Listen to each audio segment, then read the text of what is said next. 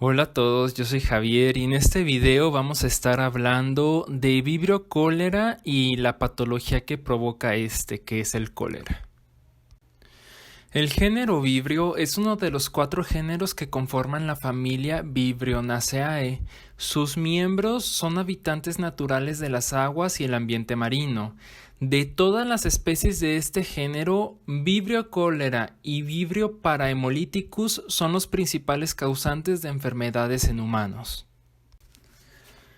Hablando de la morfología de este microorganismo, Vibrio cólera es una bacteria gram negativa, lo cual nos indica que tendrá coloración rosa al ser observada al microscopio.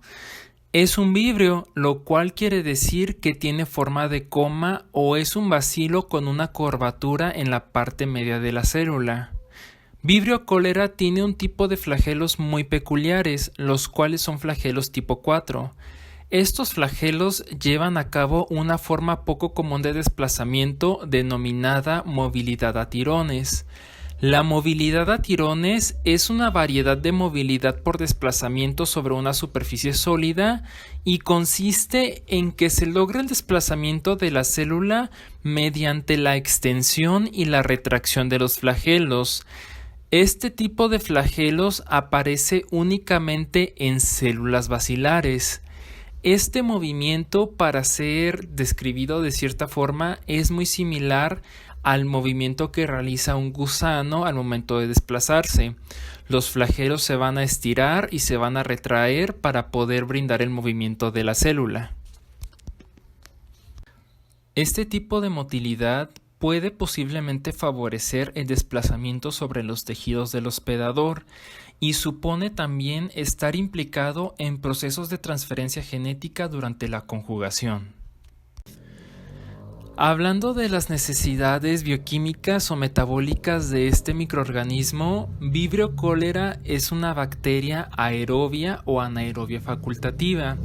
Esto quiere decir que va a crecer en donde haya presencia de oxígeno, y al ser anaerobia facultativa quiere decir que puede crecer en condiciones en donde haya escasez de oxígeno o en donde no haya oxígeno, siempre y cuando se puedan cumplir los requerimientos nutricionales de la bacteria. Esta bacteria utiliza la glucosa como fuente de energía, la cual es capaz de fermentar. A lo largo de la historia se han presentado diversas pandemias y epidemias de cólera en la humanidad a lo largo del mundo. Una de las más destacadas en los últimos tiempos puede ser la pandemia iniciada en Celebes, Indonesia, la cual presentó una primera etapa de 1961 a 1966. Esta etapa fue de progresión lenta y a partir de los años 70 tuvo una etapa de progresión rápida. Posteriormente, en 1992 inició una pandemia en India y Bangladesh, la cual se extendió a China, Tailandia, Malasia y otros países de Asia. Hablando de genética, Vibrio cólera tiene un cromosoma que contiene un superintegrón de aproximadamente 200 genes. Se desconoce la función de la mayoría de ellos, pero se sabe que gran parte de estos aportan resistencia a antibióticos. Ahora hablemos de la toxina colérica, la cual es la enterotoxina mejor estudiada por la microbiología. La toxina del cólera es una toxina AB, la cual contiene una subunidad A y 5 subunidades B. En el intestino, la subunidad B se une específicamente al gangliósido GM1, el cual es un glucolípido presente en la membrana de los enterocitos. La subunidad B se une, pero por sí sola no causa ninguna alteración en la permeabilidad de la membrana. En realidad, la acción tóxica corresponde a la subunidad A, la cual atraviesa la membrana celular y activa la adenilato ciclasa, la cual es una enzima que convierte el ATP en AMP cíclico. El AMP cíclico es un mediador de diversos sistemas reguladores en las células, entre ellos el equilibrio iónico.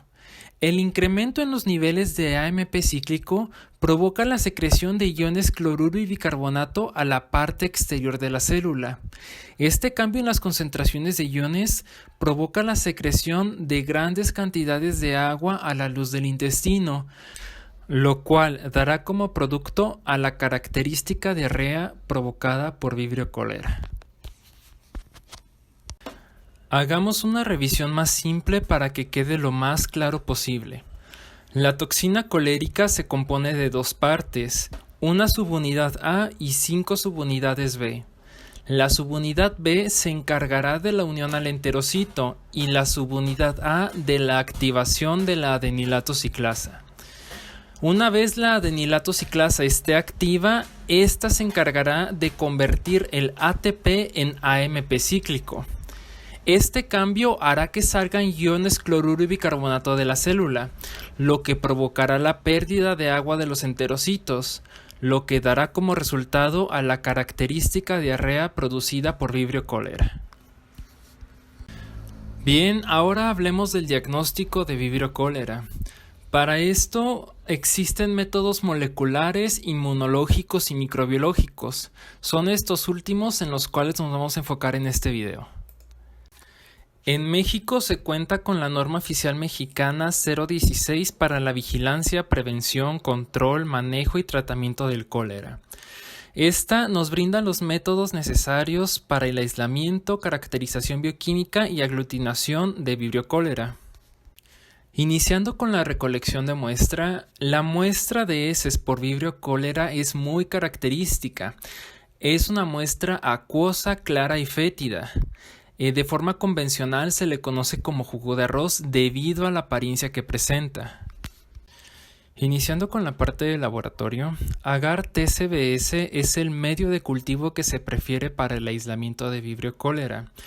Este agar será verde cuando se prepara. El crecimiento de Vibrio cholera se dará dentro de las primeras 24 horas y se producirán colonias grandes, ligeramente aplanadas, amarillas, con el centro opaco y la periferia translúcida. El color amarillo de las colonias se debe a la fermentación de la sacarosa que hay en el medio. Como dato curioso, se sabe que algunas especies de vibrio son bioluminiscentes, entre ellas incluida Vibrio cholera. Por lo cual, algunos cultivos de esta bacteria tendrán la capacidad de brillar en la oscuridad. Adicional al agar-TCBS, se recomienda utilizar a la par agar infusión de corazón. Esto debido a que el utilizar colonias provenientes de agar-TCBS para realizar pruebas bioquímicas puede generar resultados falsos positivos en algunas de ellas. Hablando de pruebas bioquímicas, mencionaremos de forma rápida las pruebas en las cuales Vibrio cholera nos dará un resultado positivo. Estas pruebas serán prueba oxidasa, prueba de hilo mucoide. En KIA obtendremos un resultado base sobre ácido, base en el pico y ácido en el fondo. En TSI, ácido sobre ácido. Positivo en fermentación de carbohidratos pero sin la producción de gas. Positivo en Voges-Proskauer y obtendremos hemólisis beta en agar sangre. Finalmente se observará resistencia a la polimixina al momento de hacer antibiograma. Y en esta tabla se muestran los resultados obtenidos en las pruebas bioquímicas. Hablando de métodos inmunológicos, será posible la utilización de pruebas rápidas contra Vibrio cholera. Una de las más comunes es Cholera Smart, la cual es un suero con anticuerpos contra Vibrio cholera. En este tipo de pruebas sí es posible utilizar colonias provenientes de agar-TCBS. Un resultado positivo en estas pruebas será la apreciación de un coágulo resultante de la interacción antígeno-anticuerpo. Pasando ahora a la patología, cólera se caracteriza por una pérdida masiva de líquidos a través del intestino. Esto provocará una diarrea aguda, lo que dará lugar a la deshidratación del paciente. Es en la fase aguda del cólera donde la cantidad de agua que se pierde en el intestino delgado es mayor a la cantidad de agua que se puede absorber en el intestino grueso. Es por esto que el tratamiento más efectivo es la administración por vía intravenosa u oral de una terapia de reemplazo de líquidos y electrolitos. Es preferible el tratamiento oral debido a que no se necesita equipamiento especial ni precauciones de esterilidad. La streptomicina y la tetraciclina pueden acortar el curso de la infección y la liberación de células viables, pero los antibióticos son poco eficaces sin el suministro simultáneo de líquidos y electrolitos.